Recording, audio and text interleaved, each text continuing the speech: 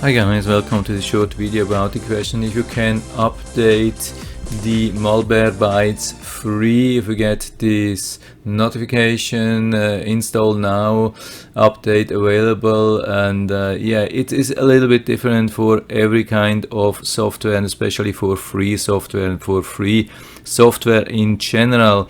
As a rule of thumb, based on my experience, it's not advised to update as long as you don't need it. So there are a couple of exceptions, but usually when you get the chance to get a free version, sometimes they are promoted and they are really free and they are nice and they are good. They work for some time. And then they ask you for an update, and sometimes it has a really bad impact, so either it's not working at all anymore. I've seen this a couple of times. So they promote like a version 0.9 or something like that, and they say, oh, please update, and then you are on 1 point something, which is not a free version anymore, and it's maybe you just have 7 days or something like that left, and after that it says, okay, you have to pay for subscription or something like that. And also sometimes they install a lot of adware or even a verse like Trojan horse or whatever.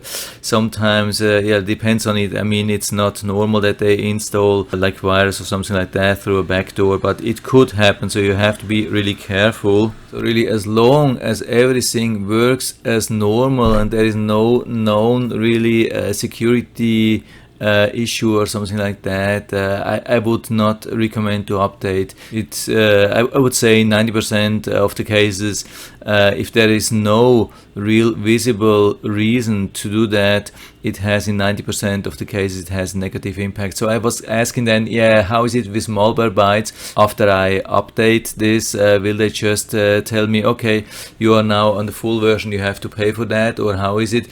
So I did it for you. I installed that, and this is what I got. So here is when I invoked it next time. There was nothing special visible. They're still asking for upgrade to premium, get a free 14-day trial.